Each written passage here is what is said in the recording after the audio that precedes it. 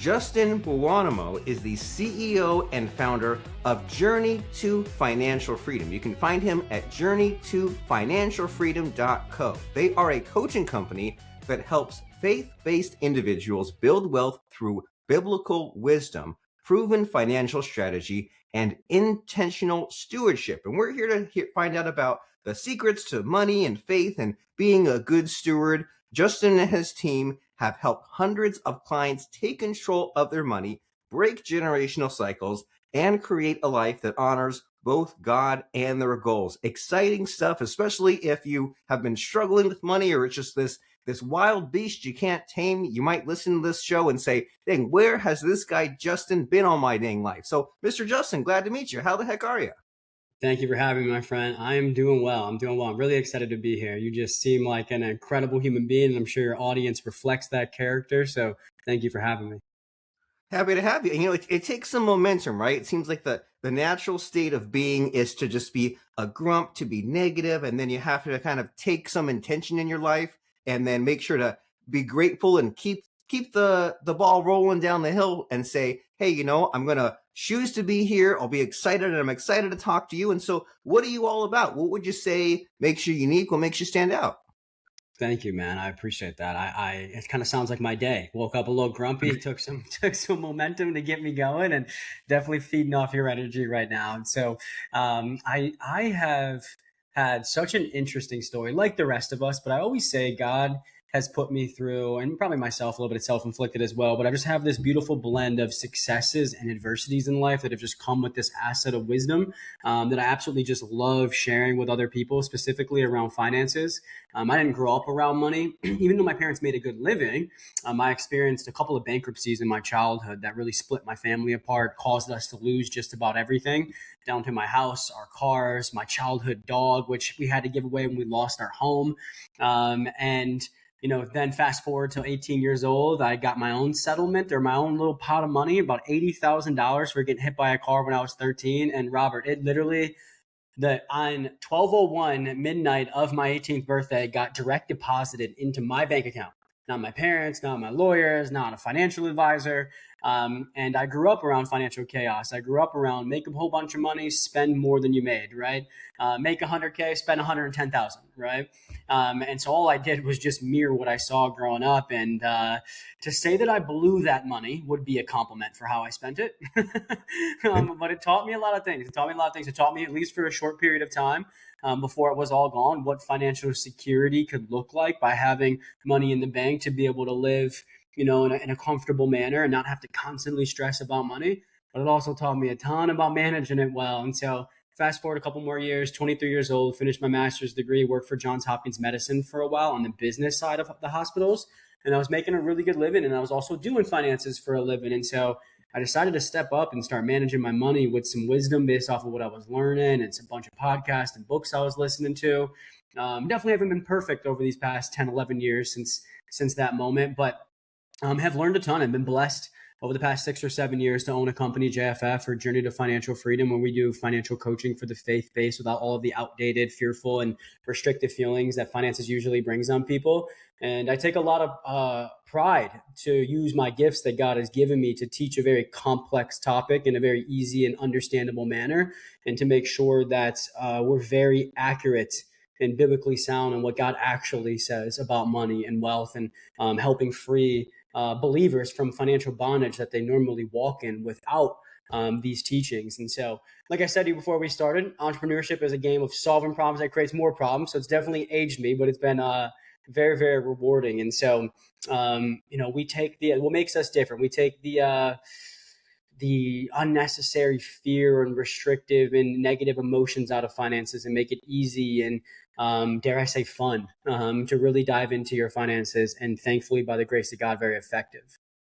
Ooh, very cool. And that last bit about the decoupling the emotions from money, that's huge. That's underrated, right? It's like, why do people get into debt to buy the jet ski or impress the people they don't like? It's all this weird, stupid emotions attached to it. And you're making me flashback to like early 20s when I was like playing around, growing my money, playing in the stock market. Man, if the stock went up $1 or $2, it would have an effect on my day. And it's like, that's a ridiculous way to live life, right? It's literally your money is owning you instead of you owning your money. But as Yeah. far as like these breakthroughs, ahas you've had from your own adversities and helping others, is there any like modern day money lesson that you think is maybe underrated or deserves some attention?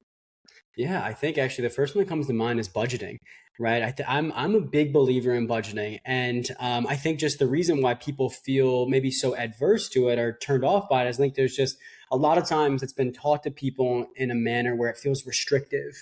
It feels like financial timeout or punishment, right? And it feels like it limits your opportunities.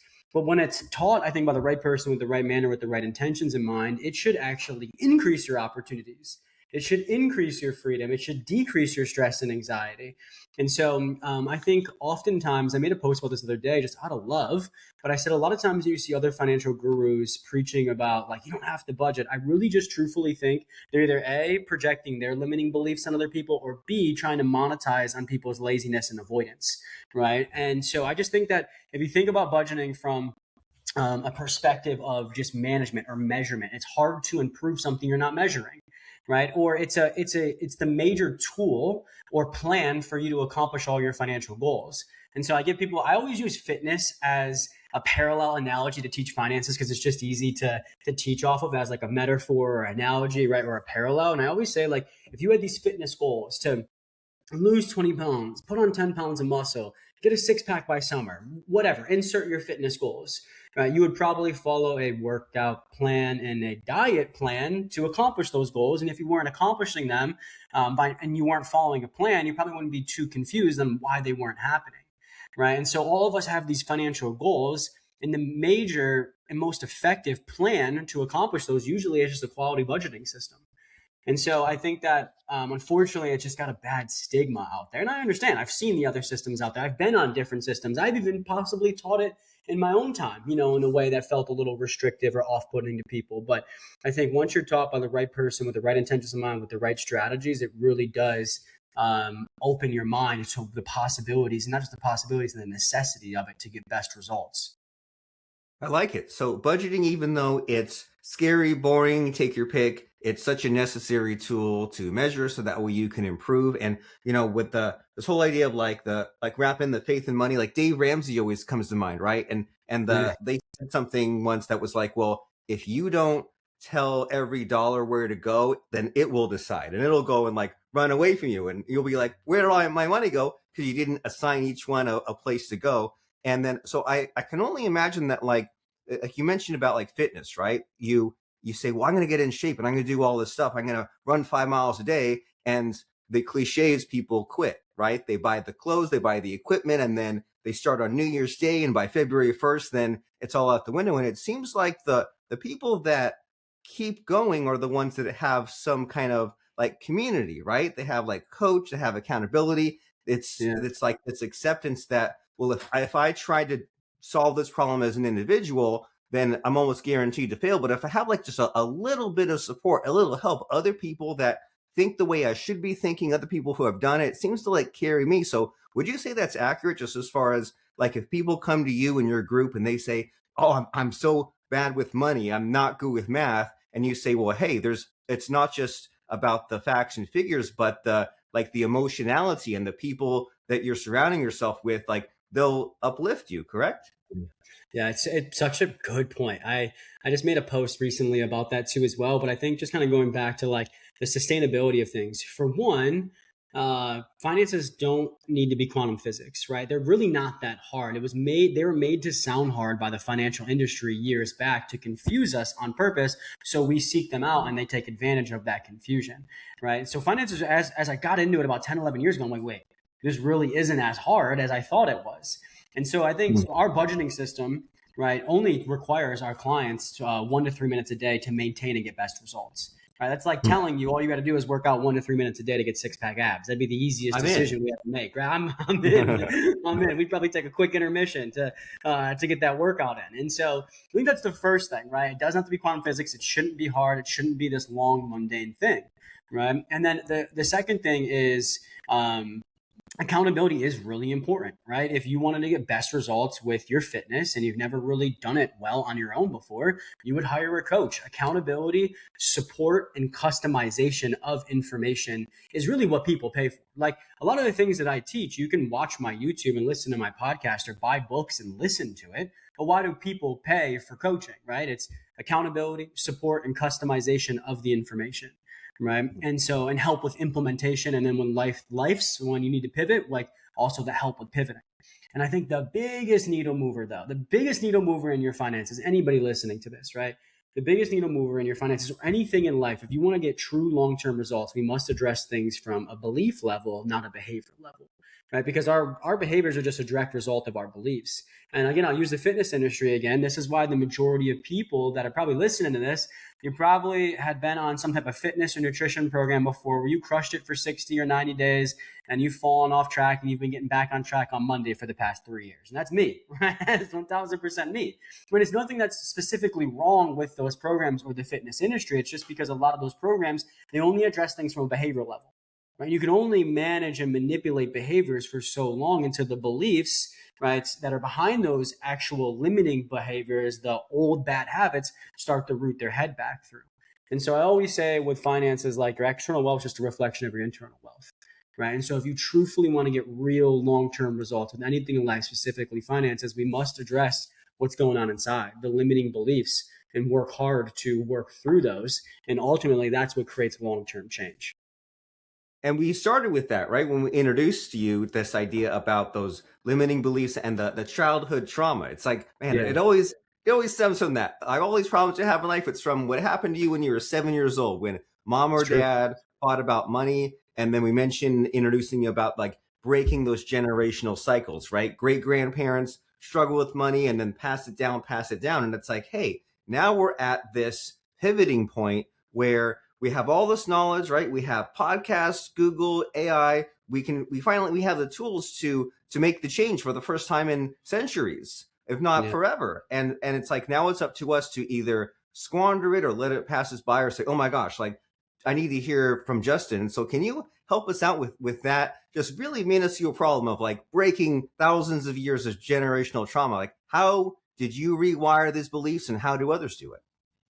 It's hard. I'm not going to lie. Like I was just telling my team recently, like we don't market in a way that makes things sound easy. We don't hide anything. I like to be straightforward because one of my favorite quotes is finances that work take work. Right. And there's no quick solution. Right. There is a decent amount of investment of your time, money, and energy that needs to be put in to make real change, especially when it comes to these belief level things. I have been managing my finances a lot better, took control about 10, 11 years ago. Business has been in business for about 6, 7 years. I work with close to 1,000 people, got over 100 active clients right now, and got a team of 10 that work for me. And becoming known in the online space as the new and improved younger version of Dave Ramsey, right? And I say all this to say I still struggle with a lot of the lingering issues that were caused through my childhood traumas. Rob, I could look at my bank account and have 6 figures in it and still have the fear of thinking that I'm going to lose it all because that's what happened in my family when I was 10 years old, right? And so the significance of our childhood trauma is deep when it comes to finances, particularly a lot of things in life, but when it comes to finances. And to kind of finish a little bit of a quote that I said earlier, I said our behaviors are just a direct result of our beliefs. And our beliefs were formed through our traumas and our experiences in life. And about 95% of the things that we say and do are almost automatic that come from our subconscious, right? And our subconscious was formed and completed almost between ages 7 and 10, right? Some studies show that like the subconscious was completed at 7, others show up to 10, right? And basically, it's kind of like saying that like we just after 7 years old, after 10 years old, we just kind of are who we are. is a simplistic way to explain that, right? Unless you do very intentional work to go back and undo that lid on your subconscious and just say, why am I the way I am and why do I do the things that I do? What happened to me in life to make me this way, specifically around money? And so it takes an investment of our time, our energy, and our money to really go back and figure that out. And it's tough. It is very, very tough. And, you have to do it from like a neutral, non-judgmental standpoint for yourself and for other people. Though it's very hard to do that, not get frustrated with yourself. It's very hard for me not to get frustrated with my parents. Like, why were they so dumb with their money? And why did they do this to me and to us? And I see it in my sister as well. Oftentimes, there's the traumas that still linger. And it takes a lot of work to go back and just simply ask yourself, why am I the way I am? And why do I do the things that I do? And why do I believe the things that I do around money? And getting a little bit more nuance with that, it's like, what are some limiting beliefs that I have around money, or some beliefs that I have around money that are limiting ones that don't serve me, that are not true, that probably didn't come from the best source, right, of someone to teach me around money? And I'll give you a very common one in the faith space. Is one of the most, if not the most, misconstrued Bible verse of all time, where people say money's the root of all evil. That is coming from a verse in 1 Timothy where the full verse actually says, for the love of money is the root of all kinds of evil. And if you dive into the translation of the most important part of the Bible verse, which is missing, which is when people misquote it, which is for the love, right? It means when you dive into that translation, it means to idolize something. To love something means to idolize something, right? Or idolatry. And you can only idolize one thing at a time, right? And so if you're idolizing money, guess you're not leaving room for God. Right? And so in the Bible, money's never the problem. Greed is. Idolatry is. What actually has your heart is the problem, not money or wealth itself. And so I just use it as an example because a lot of us were raised on these limiting beliefs, whether we were told them directly or seen them acted out indirectly. Like another one, like, oh, rich people are bad. Right? I hear that all the time from, family or in-laws and stuff. I'm like, that is just so inaccurate. And I always stop. I'm like, oh, so are me and my wife, are me and Lauren bad people? Right. And it just stops them in their tracks, and just unfortunately, that's just what we're brought up around, a lot of us. Right. And we don't realize how much it actually impacts us. So advice to the audience from a non-judgmental, neutral standpoint, just sit back and just audit what you've been told, what you've learned directly or indirectly from your upbringing, from people around you. Just ask yourself, is this serving me? Is this true? Right. And that's just a great place to start. I love, put your phone down, go for a 30-minute walk in nature, sit with that question and see what comes up. Yeah, break the pattern, of course, and dive deep into that and say, well, these things I believe that I get stuck in my head 95% of the time and repeat, like, is this serving me or is this something that's just stuck? And you think about that we're all running the outdated human brain software, right? It's we're doing what worked for us 100,000 years ago. If you're age 7 to 10 and you had to learn how to throw the spear or slash the knife and cut open the woolly mammoth, you didn't need to learn anything after that, right? That was your skill in life. But now, hopefully, in your 20s, 30s, 40s, 50s, and all that, you're like expanding, evolving as a person. So it's like, well, now we need to kind of do that harder work. And it doesn't come natural to us, but that's what we live in this world now to do. And, there's the money aspect and there's also the entrepreneurial aspect, which is like, it seems like the fear and the emotional problems times 10, right? And like, there's so many things I wish I known, like, only take like 10, 30% of the money out of your business, or like with the progressive tax plus self-employment tax, you really like 40% of your money goes out the window. So you have to like work that much harder. But like, what do you think, is there an insight or two that you've come across in your own business building, entrepreneurship journey that's worth talking about? Yeah. I think there's a lot there. There's a couple of things come up. For one, I've just realized in life, we ultimately get it right by first getting it wrong. Right. Oh, yeah. And I think that especially in entrepreneurship as well, like you learn how to do the thing by doing the thing. It's like jumping off a roof and building the plane on the way down, And so I think that while yes, that is a part of the process, it's also not a license to not learn from our mistakes. It's also not a license to not learn from other people's mistakes. I actually was listening to a podcast this morning as I was downstairs working out before this, School of Hard Knocks, and they were interviewing Byron Golden, I believe his name is. And they were talking about mentorship, and they were saying mentorship is wisdom without the wounds, right? Meaning that somebody else made the mistakes already, right? And when you get mentorship, they're able to help you not make those unnecessary mistakes, right? The unnecessary stress and anxiety, the unnecessary landmines you don't need to step on, and the unnecessary missed opportunities. And so Well, I think mistakes and adversity are God's best classroom, right? And there's a lot of things that we need to go through that's on his agenda for us that is a part of our plan. There's a whole bunch of unnecessary mistakes and or self-inflicted wounds that we put ourselves through, right? And though it all comes with this beautiful asset called wisdom from the experience, right? I think that one of the biggest things I've learned in entrepreneurship is do your best to seek mentorship, whether it's from books, amazing podcasts like yours, proximity, paying for programs, right? There is so many people that can condense timeframes for you. They can give you the wisdom without the unnecessary wounds. And, at times I've probably been even a little bit too heavy on my mentorship. But I just feel like that's just been so important for me. And pride welcomes transformation. I'm sorry, pride blocks transformation and humility welcomes it. And what I mean by that is pride is saying, I got this. I'm going to figure this out. I can do this on my own. Humility is saying, I don't got this. I might be able to figure a couple of things out on my own, but I definitely need some help. And I'm not only going to seek that help, I'm going to invest in it.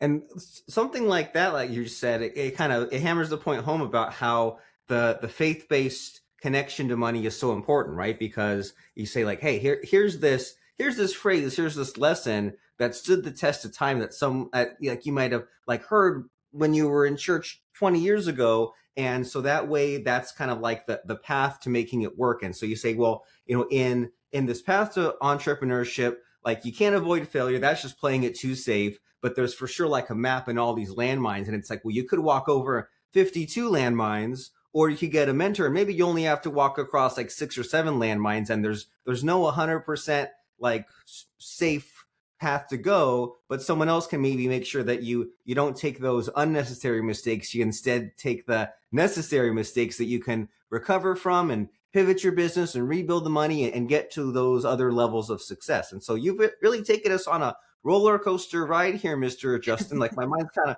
blown. You promised something good. You said hey, we got to keep up or something like that, right? We have to both bring our A game. But in our final few minutes of our conversation here, do you think there might be a missing question that I should be asking you? I just don't know to ask you.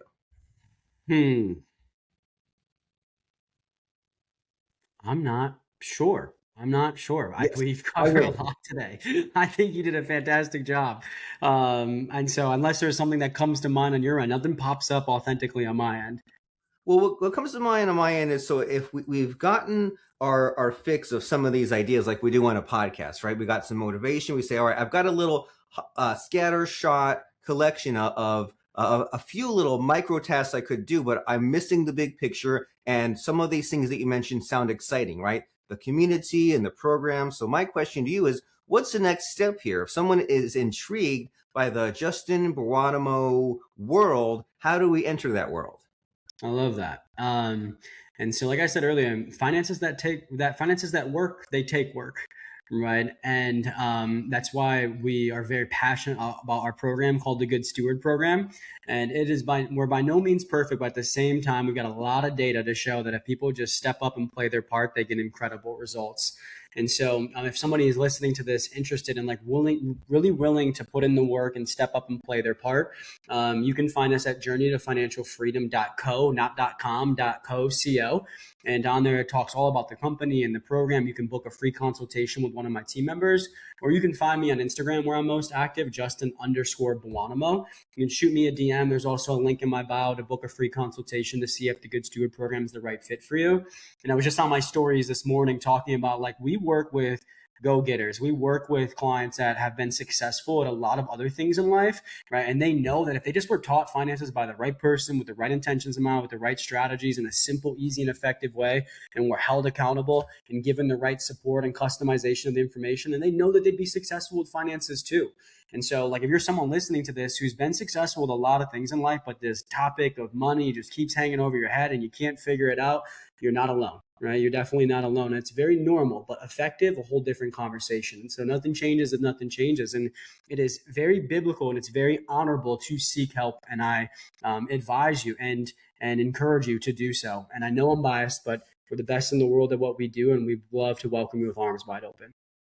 Very awesome. So it's a skill that can be developed like anything else, but you need that outside help to get it done. And your step to do that is journeytofinancialfreedom.co. journey2financialfreedom.co, and you can find out about that Good Steward program, especially if you're dealing with financial stress, if you're tired of money controlling your life instead of you controlling your money, and you are ready for a system that actually works, a system that honors God and builds real wealth. Place to go is journey2financialfreedom.co. Go and check out that Good Steward program in the top navigation and book that free discovery call to figure out if this proven 4-step system is for you. It helps faith-based individuals master their finances and create their ideal personal and professional lives. It's the perfect blend of coaching and strategy. And we also said that you can find Mr. Justin Buonomo on Instagram. That's Justin_Buonomo.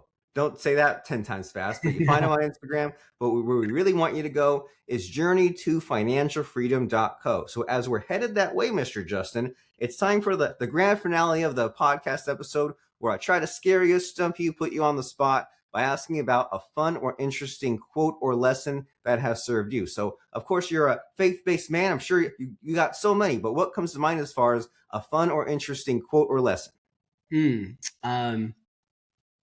I love the quote that says, "You'll never understand God's will for your life if you don't understand his heart." And I think a lot of us have his heart misconstrued when it comes to money, right? We think that God hates money or hates wealth or wants us to be poor. And it's bad if we want to, grow wealth as a believer. And it's just not true. It's just not true. And so, there's a way that he wants us to go about money. He doesn't want us to idolize it, right? Which idolatry is greed, right? It's putting our worth in it, seeking it over him, or constantly fearing it, thinking that it's our source of peace or our source of security, right? But he also doesn't want us to ignore and neglect it, right? There's this happy medium, if you will, and he calls us to be a good steward of the money he has entrusted us with. And so I just encourage everybody here today to truthfully understand what God actually says about money, what he actually means when he says he wants us to be a good steward of money. And when you start to understand his heart around money, you will better understand the will he has for your life. Mind blown. So more understanding and education is needed around this scary, spooky concept, which is a big, scary monster under the bed. But once we get more education, we're like, okay, well, this is something that I can get a handle on this, and I can live that life and business of my dreams. So time to get to it. Journey2financialfreedom.co. And thank you so much, Mr. Justin Buonomo, for making me get on my toes here and keep up with you and just re-examine so much about life and money. I'm really glad that you showed up. Thank you, my friend. I appreciate you having me.